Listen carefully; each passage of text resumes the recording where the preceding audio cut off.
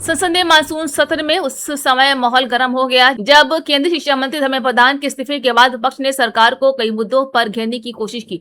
सदन में विपक्ष की ओर से लगातार सवाल उठाए गए, वहीं सत्ता पक्ष ने इन आरोपों का जोरदार जवाब दिया। इसी बीच प्रधानमंत्री नरेंद्र मोदी ने सदन में लंबा आक्रामक भाषण देते हुए विपक्ष खासकर राहुल गांधी के बयानों पर तीखा पलटवार किया है।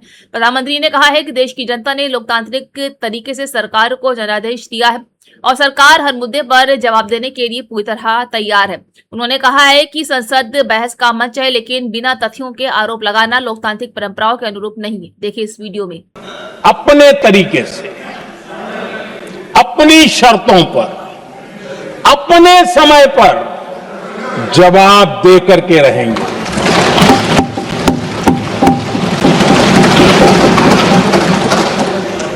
दूसरा, कोई भी न्यूक्लियर ब्लैकमेल अब नहीं चलेगा।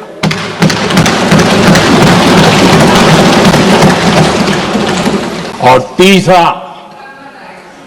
हम आतंक की सरपरस्त सरकार और आतंक के आकाओं उनको अलग अलग नहीं देखेंगे। संसद में मानसून सत्र में एक बार फिर से सत्ता पक्ष और विपक्ष के बीच तीखी बहस देखने को मिली। लोकसभा में विभिन्न राष्ट्रीय मुद्दों पर चर्चा के दौरान केंद्रीय गृह मंत्री अमित शाह ने विपक्ष के नेताओं राहुल गांधी और अखिलेश यादव के सवालों का जवाब देते हुए सरकार का पक्ष मजबूती से रखा है।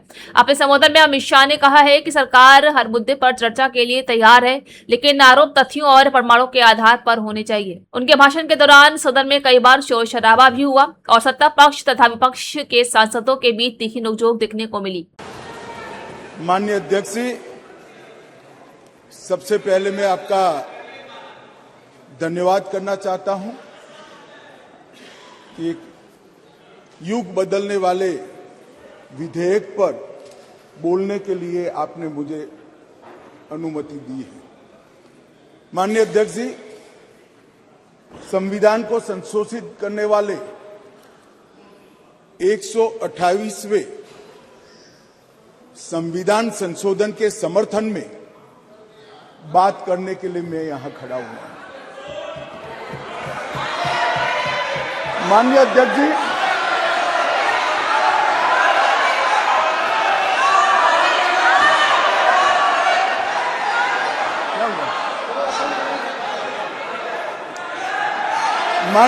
जी,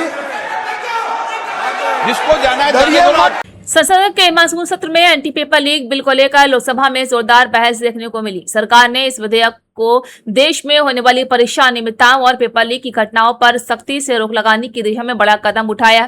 तो विपक्ष की ओर से कई सांसदों ने सरकार से सवाल किए हैं कि अगर परीक्षा प्रणाली को सुनिश्चित बनाया गया है तो फिर लगातार पेपर लीक की घटनाएं क्यों सामने आ रही हैं। तृणमूल कांग्रेस की सांसद सायोनी घोष ने भी चर्चा में हिस्सा लेते हुए सरकार पर निशाना साधा। विपक्ष चर्चा करने से इनकार कर रही थी, पर हम ये उम्मीद करेंगे कि वो सहयोग करे और प्रधानमंत्री जी ने और भारत की सरकार ने जो स्टेप्स लिए हैं, जो मेजर्स लिए हैं, जिस तरह युवाओं की और छात्र छात्रियों की आवाज सुनी गई, I think it's a welcome move. आगे चर्चा बढ़े और एक कंस्ट्रक्टिव डिबेट हो, डिस्कशन हो, यही चाहूंगी एक पार्लियामेंटेरियन होने। दिल्ली में छात्रों के प्रदर्शन और उस दौरान हुई पुलिस कार्रवाई का मामला अब सुप्रीम कोर्ट तक पहुंच गया है।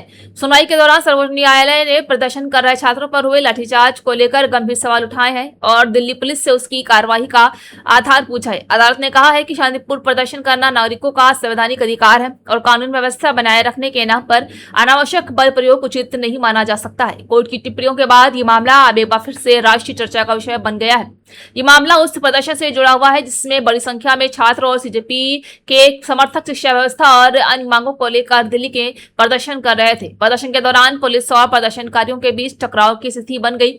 इसके बाद पुलिस ने भीड़ को हटाने के लिए बल प्रयोग किया। इस कार्रवाई के कई वीडियो सोशल मीडिया पर वायरल हुए, जिसमें प्रदर्शनकारियों के साथ धक्का मुक्की और लाठीचार्ज जैसे दृश्य भी सामने आए। इन घटनाओं को आधार बनाकर सुप्रीम कोर्ट में याचिका दायर की गई है। सुनवाई के दौरान सुप्रीम कोर्ट ने कहा है कि लोकतंत्र में विरोध प्रदर्शन की जगह और प्रशासन का दायित्व है कि वो कानून कानून व्यवस्था बनाए रखे और नागरिक के मौलिक अधिकारों का भी सम्मान करे। अदालत ने यह भी संकेत दिया है कि अगर कहीं आवश्यकता से अधिक बल प्रयोग हुआ है तो उसकी जांच होनी चाहिए। साथ ही कोर्ट ने संबंधित पक्षों से जवाब मांगा है और मामले की सुनवाई तक आवश्यक दस्तावेज प्रस्तुत करने के निर्देश भी दिए हैं। मिडिल ईस्ट में एक बार फिर से तनाव बढ़ता दिखाई दे रहा है। ईरान के सर्वोच्च नेता मुस्तफा खामेनी के हालिया बयान ने पूरे क्षेत्र में राजनीति को नई दिशा दे दी है। उन्होंने स्पष्ट कहा है कि हिजबुल्लाह की सुरक्षा ईरान की रणनीतिक जिम्मेदारी है और जब तक इजराइल लेबनान में अपनी सैन्य कार्रवाई पूरी तरह से बंद नहीं करता तब तक किसी बड़े समझौते की उम्मीद नहीं की जानी चाहिए।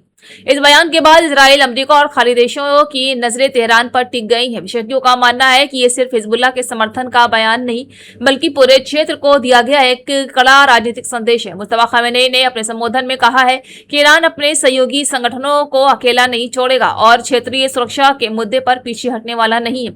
उनका कहना था कि लेबनान पर किसी भी तरह का सैन्य दबाव पूरे क्षेत्र की स्थिरता को प्रभावित कर सकता है। दूसरी ओर इजराइल का कहना है कि उसकी कार्रवाई का उद्देश्य अपनी सुरक्षा सुनिश्चित करना है और वो सीमावर्ती इलाकों में मौजूद सशस्त्र खतरों के खिलाफ अभियान जारी रखेगा। ऐसे में दोनों पक्षों के बीच बयानबाजी लगातार तेज होती जा रही है।